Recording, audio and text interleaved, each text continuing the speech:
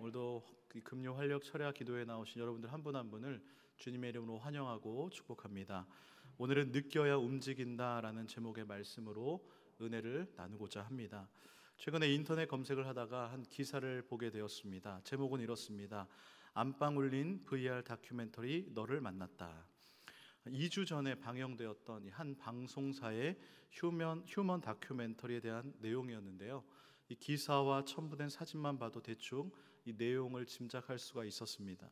이 프로그램은 누군가의 기억 속에서 가장 만나고 싶은 사람을 이 VR 가상현실이라는 것을 통해서 따뜻한 그 기억의 순간을 다시 재현해 주는 그런 취지의 특집 다큐멘터리입니다. 이 프로그램 내용은 이렇습니다. 내 아이의 엄마였던 이 주인공이 2016년 가을에 자기의 셋째 딸 나연이를 떠나보냅니다.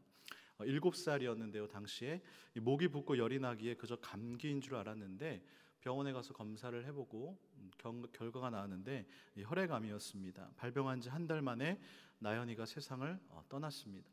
그래서 이 나연이와의 그 만남을 위해서 국내 최고의 VR 기술진들이 협력을 했고, 나연이의 생전의 그 모습들 영상을 분석해서 몸짓과 목소리와 말투들을 다 분석을 하고 모션 캡처 기술을 활용해서 생동감 있는 구현에 성공을 했습니다. 저는 영상을 보지도 않고 그 기사만 보고 사진만 보았는데도 눈물이 나더라고요. 그런데 이런 감정은 저만 느낀 것이 아니었습니다. 그 기사 밑에 달린 수백 개의 댓글이 대부분 동일했습니다. 안 보고 기사만 봤는데도 가슴이 먹먹하고 눈물이 납니다. 사람이니까 울어요. 슬프다. 난 이거 못 볼 것 같다. 봤다간 눈에서 눈물 아닌 홍수가 날 것 같다. 뭔가 하고 봤다가 펑펑 울었네. 이런 모든 댓글들이 모두 다 그 기사에 공감을 했고 감동을 받은 것처럼 보였습니다. 저는 기사로만 볼 수 없어서 이 영상을 한번 찾아보았습니다. 어머니가 이 VR 가상 기계를 착용을 하고 나연이를 만나기 위해서 가상 현실의 세계로 들어갑니다. 거기서 엄마라고 외치는 소리와 함께 나연이가 등장을 하는데요.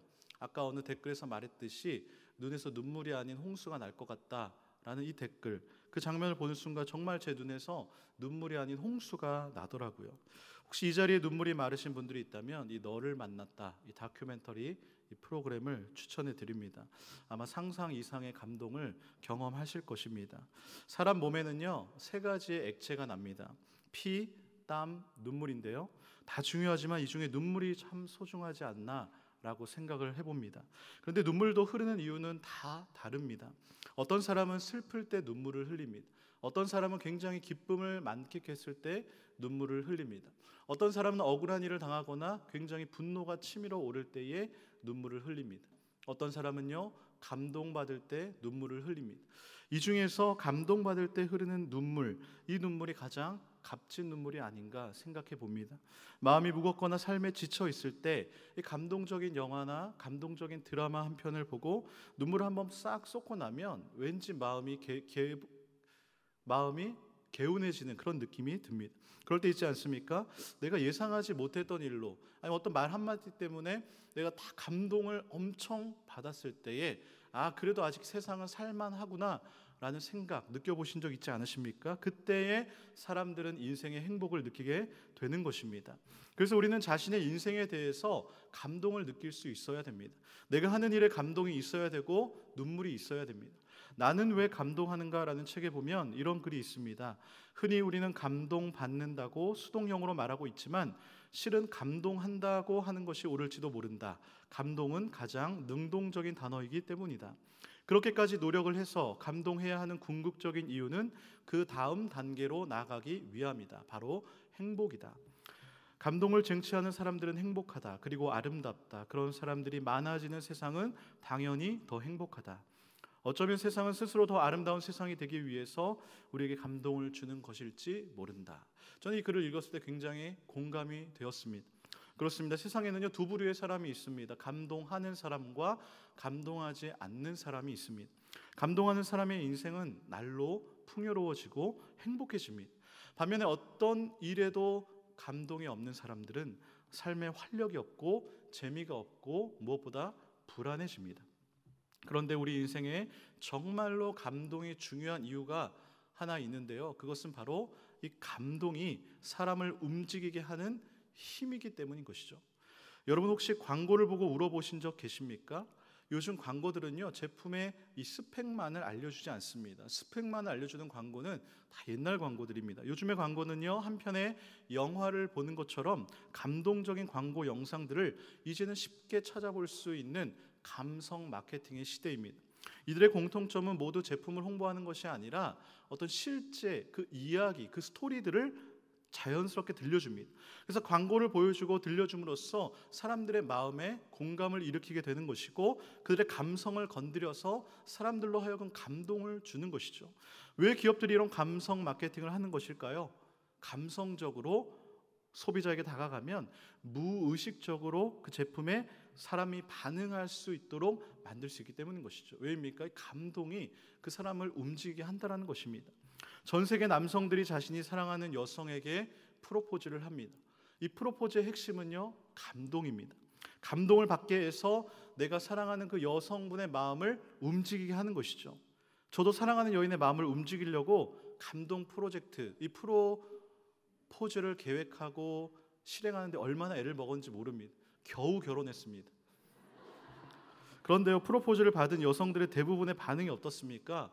거의 90%, 100이면 100 다 웁니다. 눈물을 흘립니다. 감동을 받습니다. 요즘은요, 예능 프로그램에서도 감동의 요소를 넣어서 보는 일들로 하여금 감동을 느끼게 합니다. 그렇다면 왜 기업과 TV 프로그램들이 사람들에게 이렇게 감동을 주려고 하는 것일까요? 카네기의 인간관계 30가지 원칙에 보면 이런 글이 있습니다. 사람을 움직이게 하는 비결은 이 세상에 오직 한 가지밖에 없습니다.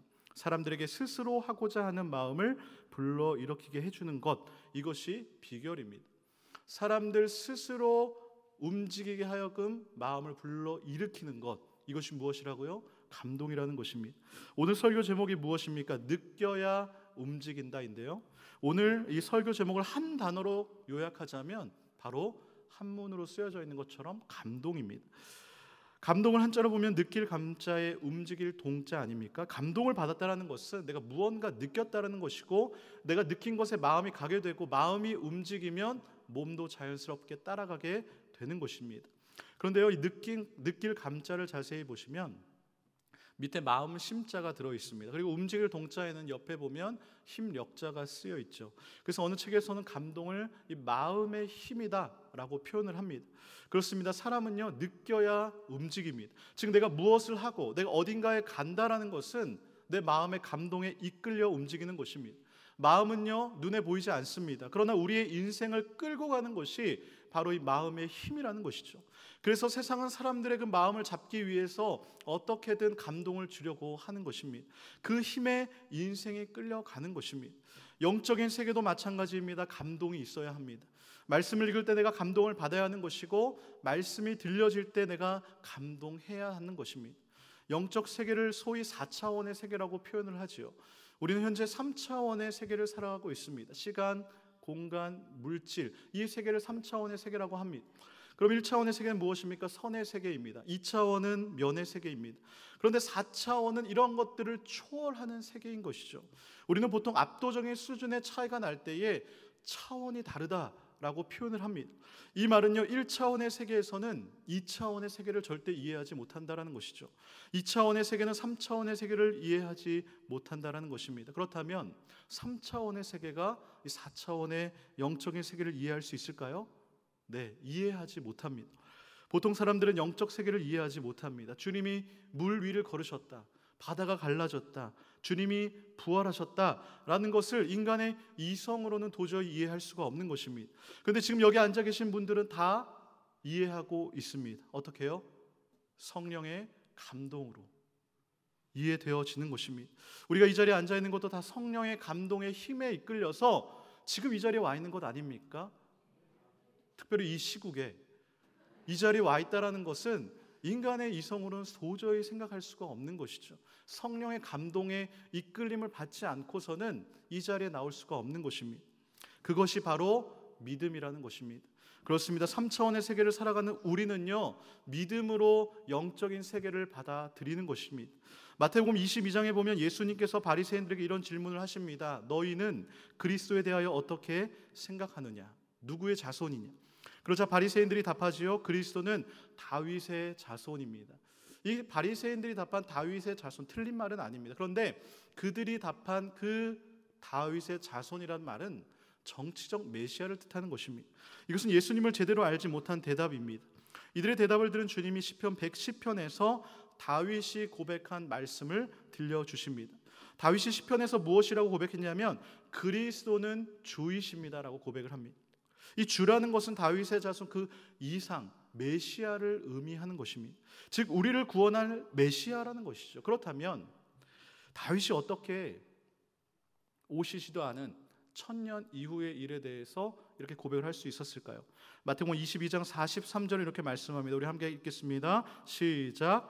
이르시되 그러면 다윗이 성령에 감동되어 어찌 그리스도를 주라 칭하여 말하되 아멘. 그렇습니다. 다윗이요 성령의 감동으로 시편을 기록했습니다. 그리스도를 주로 고백한 것입니다.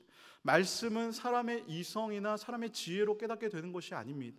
성령의 감동으로 깨닫는 것입니다. 성령의 감동이 있어야만 하나님의 말씀이 온전히 이해가 되어지고 온전히 깨달아지는 것입니다. 그렇기 때문에 우리는요 더욱더 성령 충만해야 될 줄로 믿습니다. 내가 성령 충만한 가운데 말씀을 듣고 말씀을 읽을 때에 이 문자로 기록된 이 말씀이 내 안에 살아 움직이는 역사를 경험하게 되는 것입니다. 사랑하는 성도 여러분, 주가 그리스도시요 살아계신 하나님의 아들이시다라는 사실을 믿으십니까?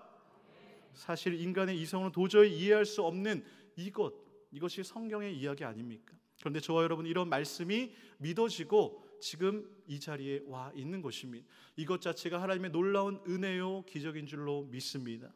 그런데 문제는요 우리가 늘 성령 충만할 수 있느냐라는 것이죠.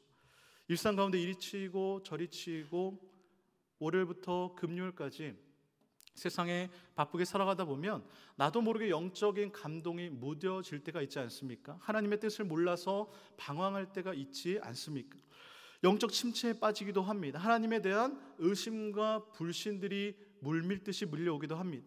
심지어 하나님의 큰 능력을 경험하고도 영적으로 무너질 수 있는 것이 바로 저와 여러분들, 우리들의 모습인 것이죠.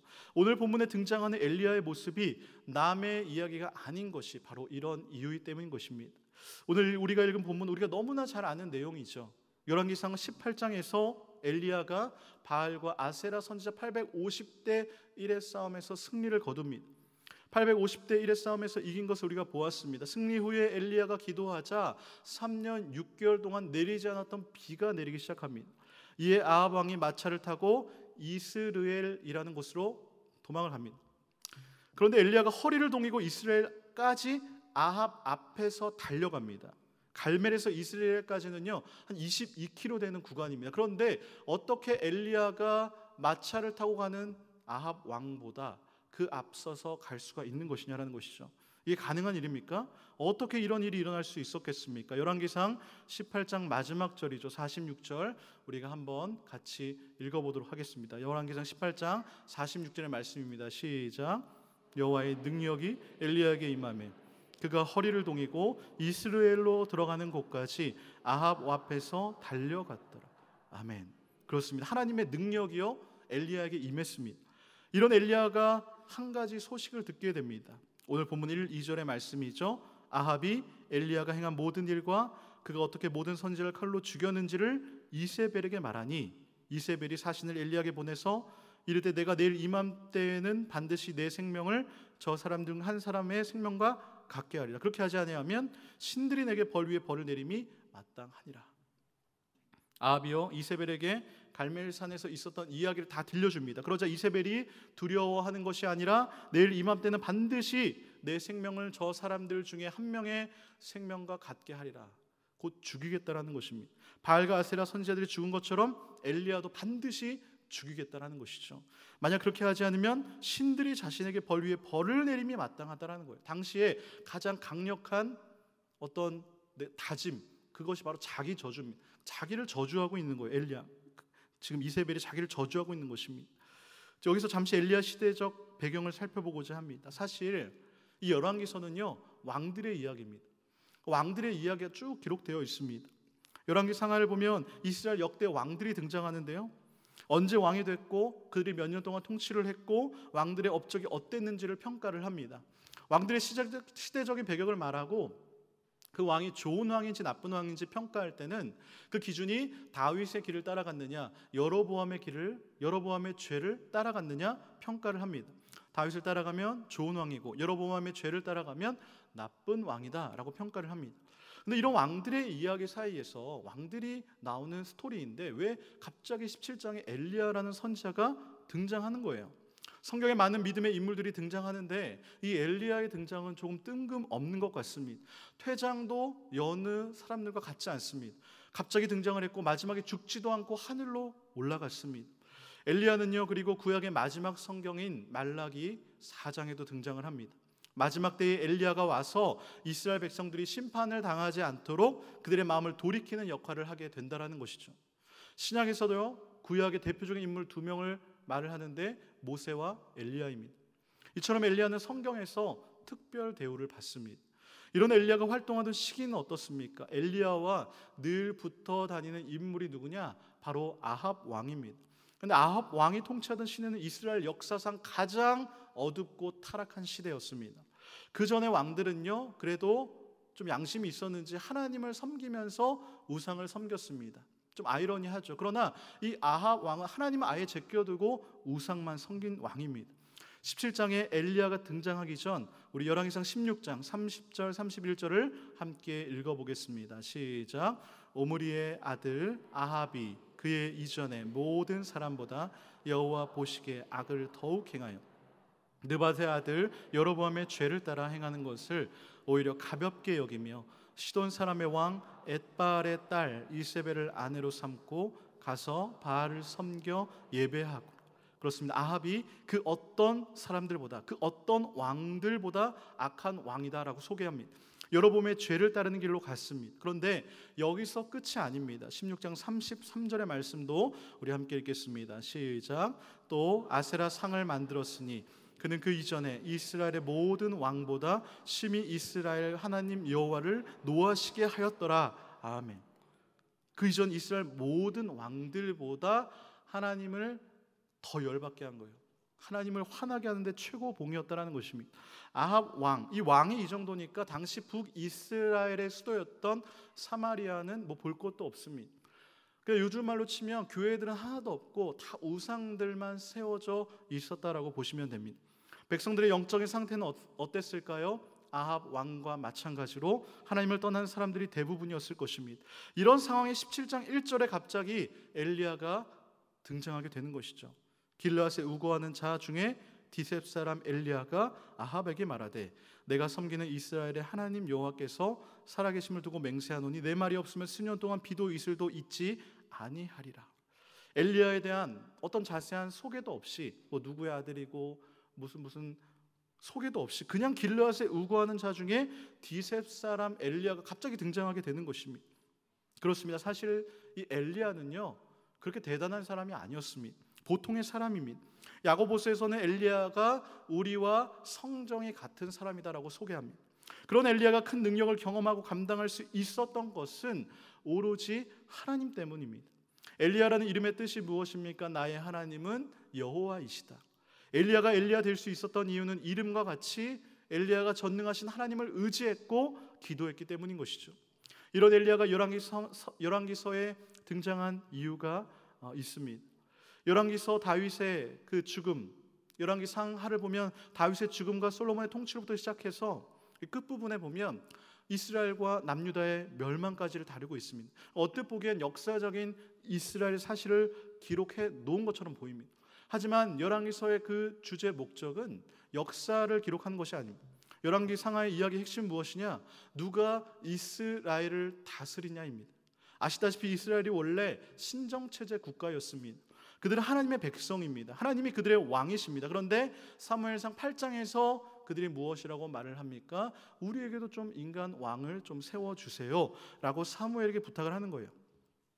그래서 이스라엘도 왕정체제 국가가 되고 사무엘서를 이어서 열왕기서까지 그 왕들의 이야기가 이어지게 된 것입니다. 그런데 그들이 원대로 왕을 세웠더니 그 끝이 무엇입니까? 남유다와 북이스라엘의 멸망 아닙니까? 동일합니다. 북이스라엘도 여로보암이 행한 모든 죄를 따라갔고 결국 남유다도 하나님의 명령을 지키지 않고 이스라엘 사람들이 만든 관습을 따라갔습니다. 결국 이런 상황에서 하나님은요, 엘리야와 같은 보통의 사람을 사용하시는 것입니다. 어떻게요?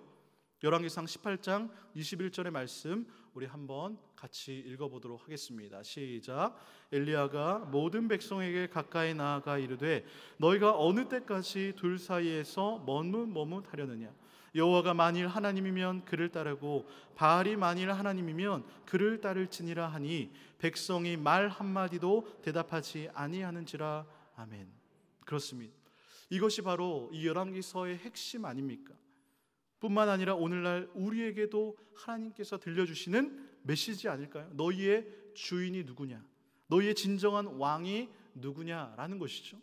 다시 본문으로 돌아와서 이런 엄청난 일에 쓰임받은 엘리야가 왕비 이세벨의 한마디에 어떻게 되는 것이죠? 본문 3절을 보니까 그가 이 형편을 보고 일어나 자기의 생명을 위해 도망을 갑니다.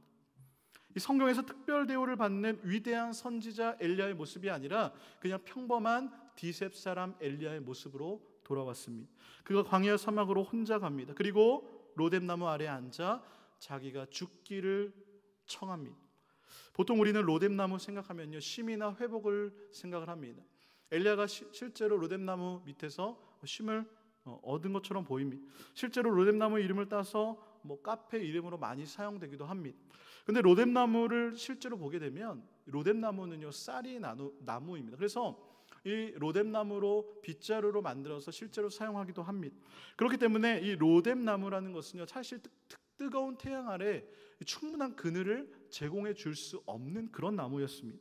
그래서 광야에서 그늘이 될 만한 나무는 사실 로뎀나무가 아닙니다. 이 종려나무 정도 돼야 풍성한 잎들이 있어야 그나마 그늘이 되는 것이죠. 그렇다면 엘리야가 쉴 곳이 없어서 지금 광야로 간 것일까요? 광야에 쉬기 위해 그늘을 찾은 것입니까? 그 그늘을 위해서 지금 그가 로뎀나무 앞으로 나간 것입니까? 로뎀나무를 찾은 엘리야가 선택한 것은 쉼이 아니라 죽음이었습니다. 정말 엘리야는 자기가 죽으러 간 거였습니다. 비참한 자신의 상태를 보고 정말 내가 죽겠다라고 그냥 거기 누워버린 것입니다. 여러분 한번 상상을 해보십시오. 40도에서 50도를 오르내리는 이 뜨거운 태양 아래 제대로 된 그늘도 없는 광야, 그 사막에서 엘리야가 누워 잠을 청합니다.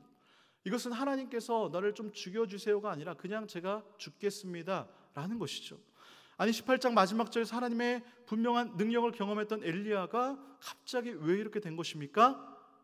바로 19장 3절의 말씀, 그가 이 형편을 보고 지금 돌아가는 상황을 보고 완전히 감정이 무너져 내린 것입니다. 우울해졌습니다. 자살 충동까지 느껴질 정도로 심각해졌습니다. 감정의 문제가 영적인 문제로까지 이어졌습니다. 심각한 영적인 침체를 경험하게 됩니다. 성령의 감동이 완전히 메말라 버립니다. 사랑하는 성도 여러분, 우리와 성정이 같은 엘리야가 경험한 이 영적인 감정의 무너짐, 우울증, 영적 체험 혹시 경험 안 해보신 분 계십니까? 아마 대부분이 경험해 보셨을 거라고 생각을 합니다. 오랫동안 건실하게 신앙생활 잘 해왔다라고 생각했던 분들이 자신의 삶의 형편이 무너져 내리는 환경을 보면서 우울증으로 힘들어하는 사람들이 있습니다. 왜입니까? 하나님을 보지 않고 형편을 보고 자신의 생명을 위한 이 최적의 길이다 생각을 하고 광야로 혼자 나아가는 것이죠. 하나님에게 시선을 두지 않고 자신의 상태와 환경과 형편에 시선을 두고 몰입하게 되면 찾아오는 것은 절망입니다. 그래서 끊임없이 사단 마귀는요, 하나님을 향한 우리의 시선을 가리려 합니다. 자꾸만 내 형편과 내 상황에 집중하라라고 말을 합니다. 하나님에게, 예수님에게 답이 있는 것이 아니라 너 자신에게 답이 있다라고 소리칩니다. 그래서 어쨌든 기도하지 못하게 하고 말씀을 가까이 하지 못하게 합니다. 그럼 어떻게 됩니까? 성령의 감동이 완전히 무뎌져지는 것이죠. 그러나 여러분, 예수님이 우리의 인생의 해답이 되십니다. 예수 그 이름이 우리가 살아가야 할 이유가 되는 것입니다. 이러한 사실을 알지 못한다면 지금까지 아무리 신앙생활을 잘 했다라고 해도 내일 무너질 수 있는 것이 바로 저와 여러분이라는 사실입니다. 혹시 이 자리에 감동이 말라버린 분들이 계십니까? 마음이 광야 같고 사막 같고 그냥 눈에 보이는 로뎀나무 하나 붙들고 그 아래서 아무런 의욕도 없이 앉았고 누워버린 분들이 계십니까? 오늘 이 시간 성령의 감동을 회복하시기를 간절히 소망합니다. 이해는 갑니다. 뜨거운 태양을 내가 피할 방법이 없는데 어떻게 합니까? 말할 수 있습니다. 그러나 오늘 밤 간절히 기도할 때에 메마른 심령 가운데에 놀라운 성령의 단비가 부어 내려 줄 줄로 믿습니다. 5절을 보십시오. 낙심하여 누워 자고 있는 엘리야에게 천사가 찾아옵니다. 그리고 그를 어루만지며 일어나 먹으라고 합니다. 6절을 보니까 그가 엘리야를 위해 준비한 것이 있죠. 무엇입니까? 숯불에 구운 떡과 한 병의 물이었습니다. 물론 이 표현은 우리가 이해하기 쉽게 현대적으로 표현한 것인데요, 불에 구운 떡은 사실 이 숯불에 구운 게 아니라 뜨거운 돌 위에 이 빵을 구운 것입니다. 뜨거운 태양 아래 땅도 돌도 완전히 달구어져 있습니다. 한여름에 뜨겁게 된 돌 위에 계란도 익지 않습니까? 돌 위에 빵이 익어간다라고 생각을 해보십시오. 죽으려고 누워있는데 머리맡에서 이 빵이 익어갑니다. 빵의 냄새가 코를 자극합니다. 한쪽은 죽으려고 누워있는데 한쪽은 먹고 기운내서 다시 살라고 먹을 것과 마실 것을 제공하고 있습니다. 너무나 극명한 대비 아닙니까? 그렇습니다. 하나님께서는요, 육적으로 심적으로 완전히 바닥 상태에 있는 엘리야에게 찾아오시고 그에게 다시 일어설 수 있는 힘이 되어 주셨습니다. 오늘도 하나님께서 우리가 어떤 상황에 있든지 어떤 형편에 있든지 끝까지 함께 하시는 임마누엘의 하나님이십니다. 엘리야가 떡과 물을 먹고 다시 눕습니다. 한 번으로는 일어설 수 없었습니다. 그런 엘리야가 하나님이 어떻게 하십니까? 책망하지 않습니다. 7절에서 천사가 다시 어루만지면서 일어나 먹으라고 합니다. 왜 이렇게 끝까지 하나님이 도와주시는 걸까요? 하반절에 보니까 내가 갈 길을 다 가지 못할까 하노라 라고 합니다. 다시 일어나서 네 갈 길을 좀 가라라는 거예요. 어디로요? 하나님의 산 호렙입니다. 하나님은 엘리야가 충분히 자고 떡과 물로 힘을 얻게 한 이후에 어디로 끌고 가십니까? 호렙산으로 끌고 가십니다. 호렙산이 어떤 곳입니까? 모세가 처음으로 하나님을 만난 곳, 하나님의 십계명이 주어진 곳, 그곳이 호렙산 아닙니까? 왜 하나님이 그럼 엘리야를 호렙산으로 부르신 것입니까? 바로 엘리야가 영적 고갈의 상태를 회복시키고자 함인 것이죠. 감동이 사라지고 말씀이 들리지 않는 엘리야가 형편을 보게 되었고 자신은 두려움에 빠져서 이제는 완전히 사명이 끝났다, 죽음까지 처한 상황입니다.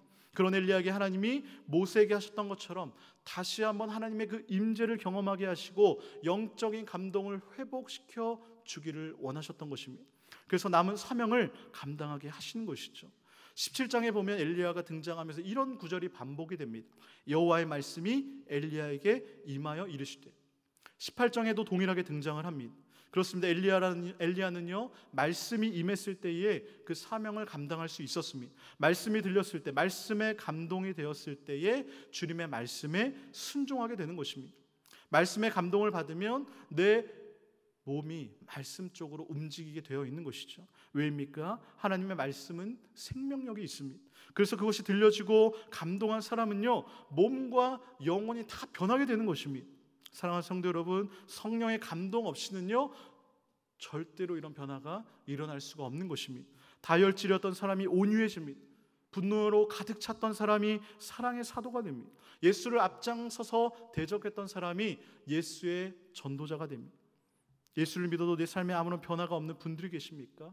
하나님의 말씀이 여러분들의 인생 가운데 임하기를 간절히 소망합니다. 말씀이 들려지기를 소망합니다. 말씀에 감동되시기를 간절히 소망합니다.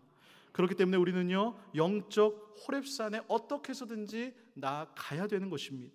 9절을 보십시오. 엘리야가 그곳 굴에 들어가 거기서 머물더니 무슨 일이 일어납니까? 여호와의 말씀이 그에게 임하여 이르시되. 말씀이 다시 들리기 시작합니다. 여러분, 사실 호렙산이요, 다른 산에 비해서 무슨 거룩한 산이라든지 특별히 경관이 아름답다든지 뭐 특별한 것이 아닙니다. 그런데 왜 호렙산이 하나님의 산일까요? 바로 하나님이 택하신 곳이기 때문입니다. 다른 이유가 없습니다. 하나님이 선택한 곳이고 그곳에 하나님의 임재가 있는 곳이기 때문에 바로 하나님의 산 호렙이다라고 부른 것이죠. 이곳에서 모세와 만나시고 엘리야에게 말씀을 주셨습니다. 여러분의 영적 호렙산은 어디십니까? 바라옵기는 이 금요 기도의 자리가 여러분들에게 말씀이 들려지고 말씀에 감동이 되어지는 영적 호렙산의 자리가 되기를 간절히 소망합니다. 성령의 임재와 감동이 넘치는 금요 기도의 자리가 되기를 간절히 소망합니다. 그런데 한 가지 생각해야 할 것은요, 내 형편을 보고 우울한 감정에 휩싸이면 하나님의 말씀이라도 들려지지가 않는다라는 것이죠. 내 안에 세상적인 것들로 가득 차 있으면 하나님의 말씀이 들어갈 자리가 없습니다. 말씀이 들어가도 자라날 공간이 없습니다. 그렇기 때문에 내 마음을 비우는 작업을 해야 된다라는 것이죠. 조용히 성령의 세밀한 소리에 집중해야 하는 것입니다. 다시 본문에 돌아가 9절 하반절을 보십시오. 하나님이 말씀하십니다. 엘리야야, 내가 어찌하여 여기 있느냐? 지금 하나님이 몰라서 물으시는 것일까요? 아닙니다. 하나님이 엘리야의 상황과 마음의 형편을 다 알고 계십니다. 그럼에도 불구하고 이렇게 물으시는 것은 엘리야야, 너 자신의 그 상황을 제대로 보아라, 똑바로 보라라는 것입니다. 하나님의 질문에 엘리야가 어떻게 답을 하지요? 10절의 말씀 함께 읽겠습니다. 시작. 그가 대답하되 내가 만군의 하나님 여호와께 열심히 유별하오니 이는 이스라엘 자손이 주의 언약을 버리고 주의 제단을 헐며 칼로 주의 선지자를 죽였음이오며 오직 나만 남았거늘 그들이 내 생명을 찾아 빼앗으려 하나이다. 아멘. 지금 이 대답이 맞는 말일까요? 엘리야가 하나님께 대한 열심히 유별했던 것은 사실입니다. 하지만 주의 선지자들이 다 죽고 자기 혼자 남았다라는 것은 자기 착각이었습니다. 사실 선지자 100명이 남아 있었습니다. 그는 그것을 알고 있었습니다. 그럼에도 어떻게 그가 이런 말을 할 수 있는 것입니까? 말씀이 들려주지 않고 영적의 감동에 무뎌진 사람이라면 누구나 그럴 수 있는 것이죠. 이런 착각에 빠져있는 엘리야를 다시 깨우치시려고 하나님이 엘리야를 동굴 밖에 나가 산에 서게 하십니다. 그리고 하나님께서 지나가시는데 강한 바람 속에서도 지진 가운데서도 불 가운데서도 계시지 않다가 어디 나타나십니까? 세미한 소리에 나타나십니다. 여기서 세미한 소리는요, 하나님의 말씀을 의미합니다. 강한 바람과 지진과 불이라는 것은 하나님이 자기를 스스로 나타내신 것입니다. 드러내신 것입니다. 그런데 그런 것들에는 계시지 않고 세미한 소리에 나타나셨습니다. 무엇을 의미하는 것일까요? 눈에 보이는 기적으로는 사람의 마음을 움직이게 할 수 없다라는 것입니다. 출애굽기에 나타난 이스라엘 백성들을 보면 우리가 이것을 잘 알 수 있지 않습니까? 이스라엘 백성들이 애굽에서 나올 때 광야 생활 가운데에 엄청난 하나님의 기적을 체험했습니다. 얼마나 큰 능력과 기적을 많이 보았습니까? 하지만 그들은 변화되지 않았습니다. 사람들의 눈에 보이는 표적으로 인해 잠시 마음이 동요될 수는 있지만 진정한 변화로 이어지지 않는다라는 것이죠. 하지만 생명력 있는 하나님의 말씀이 들어가게 되면 진정한 변화가 일어납니다. 하나님께서 엘리야에게 이것을 깨닫게 해주시고 영적 침체를 회복시키기 위해서 지금 엘리야를 호렙산으로 데리고 오신 것입니다. 물론 엘리야가 14절에서 10절과 동일한 이야기를 반복을 합니다. 이런 엘리야에게 하나님께서 다시 말씀하십니다. 다시 엘리야가 힘을 얻게 하십니다. 아합왕을 향한 하나님의 일은 아직 끝나지 않았고 무엇보다 하나님에 대한 신앙을 끝까지 지킬 이스라엘 백성 7,000명을 내가 남겨두었다 말씀하시는 것이죠. 엘리야, 너가 결코 혼자가 아니라는 것입니다. 그러자 19절부터 엘리야가 다시 힘을 얻고 호렙산에서 내려와서 말씀대로 엘리사를 만나게 되고 하사엘에게 기름을 부어서 아람의 왕이 되게 합니다.